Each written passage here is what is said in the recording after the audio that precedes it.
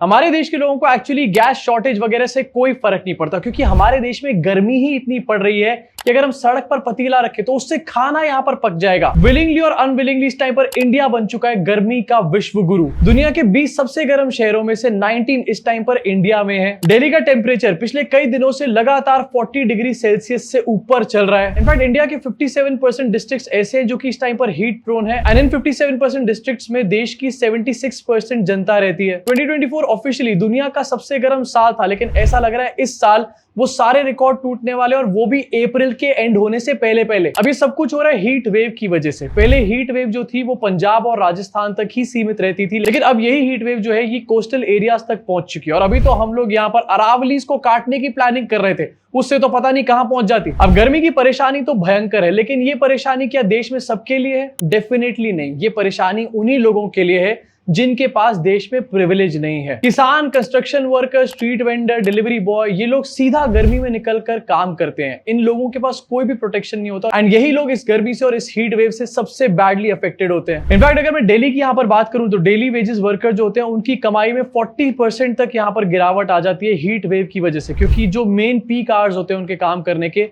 उन पे वो लोग काम ही नहीं कर सकते। दिल्ली जो कि नेशनल कैपिटल है, सरकार का यहाँ पर ये कहना है कि 11 से 15% लोग यहाँ पर स्लम्स में रहते हैं। अब एक्चुअली में ये नंबर 30% भी हो सकता है, लेकिन क्योंकि हम लोग ढकने में काफी ज्यादा माहिर हैं तो 11 से 15% कंजर्वेटिव नंबर ही लेकर के चल लेते हैं। अब ये जो 11 से 15% लोग हैं ये एक्चुअली में इस टाइम पर हीट ट्रैप्स में जी रहे हैं, वो भी देश की कैपिटल के अंदर, एंड इसके बारे में कोई बात नहीं कर रहा, क्योंकि ना ही ये अमीर है और ना ही इन्फ्लुएंशियल है। इसी साथ प्रिविलेज लोग जो यहाँ पर एसीज यूज करते हैं, घर के अंदर तो वो एसी ठंडा कर देता है, लेकिन घर के बाहर एटमॉस्फेयर को वो एसी और ज्यादा गर्म कर देता है, जिसकी वजह से इन आसपास की कॉलोनीज में जहां पर अंडर प्रिविलेज लोग रहते हैं वहां पर और ज्यादा गर्मी बन जाती है। मतलब एक तो हीट वेव की मार, उसके ऊपर से एसीज की गर्मी। अब अगर शहरी एरियाज की यहाँ पर बात करी जाए ना, तो वो अपने आसपास के रूरल एरियाज से 2 से लेकर 8 डिग्री सेल्सियस तक ज्यादा गर्म होता है, एंड वो भी सिर्फ इसलिए क्योंकि यहाँ पर फुल ऑन कॉन्क्रीट एस्फॉल्ट देखने को मिलता है, पेड़ लोग काट देते हैं। इस वजह से 2 से 8 डिग्री सेल्सियस इन शहरों का टेम्परेचर ऑलरेडी बढ़ जाता है। इनफैक्ट दिल्ली, मुंबई, अहमदाबाद में हीट वेव के दौरान रात का टेम्परेचर भी 35 डिग्री से ऊपर रहता है। बॉडी को रिकवर करने का यहाँ पर टाइम ही नहीं मिलता है। अब इन अर्बन हीट आइलैंड्स की वजह से पता है क्या हो रहा है? रिसेंटली हमारे देश में रात का जो टेम्परेचर है वो भी बढ़ता चला जा रहा है, यानी कि दिन का टेम्परेचर तो बढ़ ही रहा है, लेकिन रात का जो टेम्परेचर है वो दिन के टेम्परेचर से ज्यादा तेजी से बढ़ रहा है। इसके साथ इंफ्रास्ट्रक्चर के नाम पर शहरों का ग्रीन कवर पूरी तरीके से खत्म कर दिया गया है। यहाँ पर मॉल बना देते हैं, यहाँ पर बिल्डिंग बना देते हैं। पेड़ों से किसको फर्क पड़ता है? अब वैसे तो एक नॉर्म बना हुआ है कि अगर आप पेड़ काट रहे हो कहीं पर इंफ्रास्ट्रक्चर बनाने के लिए, तो आपको उन पेड़ को रिलोकेट करना पड़ता है, लेकिन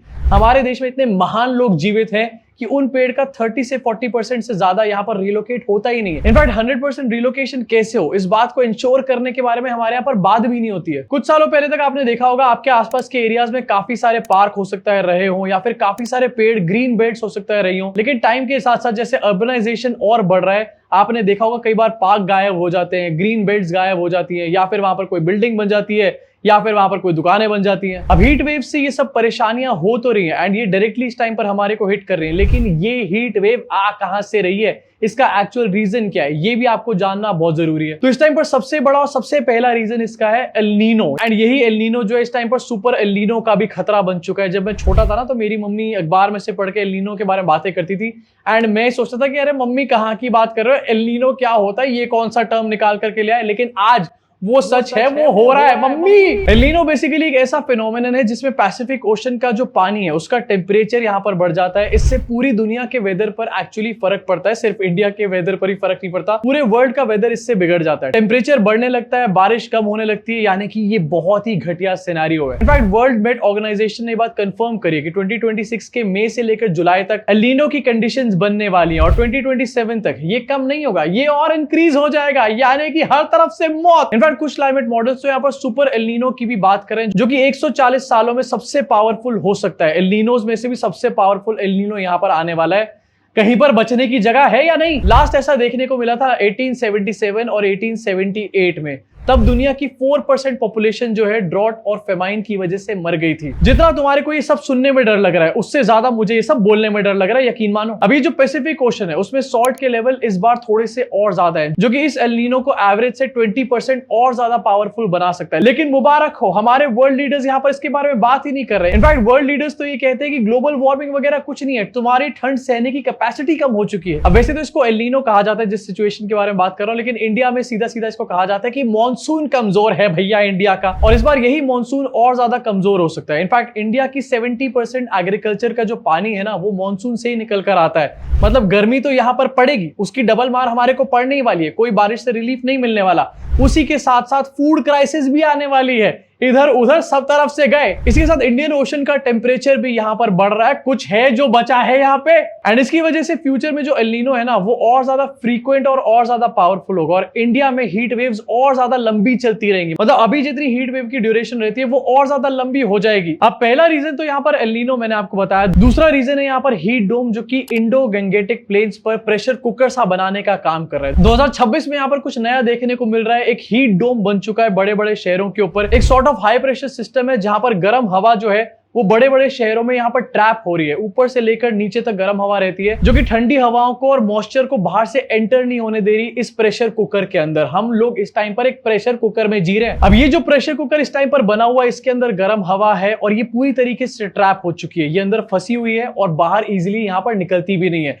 ये कोई पेट के गैस की तरह काम नहीं करती, काश ऐसे करती होती। हीट डोम में गर्म हवा ऊपर से नीचे दबती है और कंप्रेस होती है, टेम्परेचर और ज्यादा बढ़ता है इसकी वजह से। इनफैक्ट जो हवा बारिश और ठंडी हवाएं लेकर आती है वो भी पूरी तरीके से ब्लॉक हो जाती है। इंडो गैंगेटिक प्लेन्स में 50 करोड़ से ज्यादा लोग रहते हैं, एंड फ्लैट ज्योग्राफी की वजह से ये एरिया हीट डोम के लिए सबसे ज्यादा वल्नरेबल है, और यहीं पर सबसे ज्यादा लोग रहते हैं। कहां जाए हम लोग? अब ये तो दो रीजंस मैंने आपको बताई, ये गर्मी बढ़ने के। इसके अलावा हमारी भी गलतियां यहां पर है, जिसकी वजह से क्लाइमेट चेंज हो रहा है। Green house gas emission, deforestation, land use change करना, हमारी रोज की आदतें हैं। A1 A2 को खुश करने के चक्कर में पेड़ काटे चले जाना, एंड जब उसके बारे में कोई बात करे तो उसके ऊपर यूजुअली यूएपीए भी लगा देना। अब रीसेंट टाइम्स में ये सब चीजें इतनी ज्यादा हुई हैं कि सेंट्रल और साउथ इंडिया में भी सीवियर हीट वेव की प्रोबेबिलिटी 2 गुना और ज्यादा बढ़ चुकी है 20th सेंचुरी के अंदर। जब इंसानी एक्टिविटीज को क्लाइमेट सिमुलेशंस में डाला जाता है तो इंडिया का 70% से भी ज्यादा लैंड जो है ना, हीट वेव जोन में आ जाता है। 1880 से 2012 तक ग्लोबल टेम्परेचर 0.85 डिग्री बढ़ा यहाँ पर। इसके साथ इंडिया का टेम्परेचर भी 1901 से सेम रेट पर यहाँ पर बढ़ा है। मतलब गर्मी जो है लगातार बढ़ती चली जा रही है, एंड इसका कोई अंत नहीं है, कोई इसको रोकने के बारे में बात भी नहीं कर रहा। एंड जैसा मैंने बताया, रात का टेम्परेचर जो दिन के टेम्परेचर से ज्यादा तेजी से बढ़ रहा है। मतलब इंसान को रात में जो ठंडा और रिकवर होने का टाइम मिलता था अभी तक, वो टाइम पूरी तरीके से कम हो रहा है और आगे चल के वो टाइम खत्म हो जाएगा। इनफैक्ट इसी क्लाइमेट चेंज ने अल नीनो को भी सुपर चार्ज करके रख दिया, क्योंकि ओशन का बेस टेम्परेचर भी पहले से ज्यादा इस टाइम पर हो चुका है। हर अल नीनो जो यहाँ पर आ रहा है पिछले कई सालों में, पिछले वाले से ज्यादा पावरफुल होता चला जा रहा है, एंड ये एक चेन की तरह काम कर रहा है। इनफैक्ट एक और रिसेंट रिपोर्ट सामने है जिसने बताया कि वर्ल्ड की जो टॉप 100 हॉटेस्ट सिटीज है उसमें से 98 सिटीज इंडिया के अंदर है, एंड ये सब कुछ एक साथ मिली हुई तकलीफों का ही रिजल्ट है हमारे लिए। इसी के साथ एक बहुत बड़ा रोल यहाँ पर प्ले करता है बे ऑफ बंगाल। इंडिया की हीट वेव का संबंध बे ऑफ बंगाल के सी सरफेस टेम्परेचर चेंजेस और साइक्लोन से भी है। हीट वेव से पहले अगर बे ऑफ बंगाल में साइक्लोन रिकर्व करे तो हवा की डायरेक्शन बदल जाती है और इनलैंड रीजन्स तक मॉइस्चर नहीं पहुंच पाता, एंड इसकी वजह से हीट वेव्स और बढ़ जाती है। यानी कि पैसिफिक अल नीनो, इसके अलावा इंडियन ओशन का गर्म होना, बे ऑफ बंगाल डिस्ट्रप्शन, ये सब चीजें मिलकर के हमारे लिए इस टाइम पर एक ट्रिपल थ्रेड बन चुकी है। लेकिन बात कौन करेगा? पहले जरा हिंदू मुसलमान के बारे में तो बात कर ले। अब देखो प्रॉब्लम कितनी ज्यादा सीरियस है ये अभी तक आपको समझ में आ चुका होगा, रीजन भी आपको समझ में आ चुका है, लेकिन इससे भी बड़ी प्रॉब्लम यहाँ पर ये कि इसको एक डिजास्टर के रूप में नहीं देखा जाता। इंडिया में heat wave officially notified disaster की लिस्ट में ही नहीं आता, डिजास्टर मैनेजमेंट एक्ट के अंदर। अब 15th फाइनेंस कमीशन ने इसको क्लासिफाई करने पर कंसिडर किया था, इसके बाद इन्होंने मना कर दिया ये कह के कि एग्जिस्टिंग कवरेज काफी सफिशिएंट है,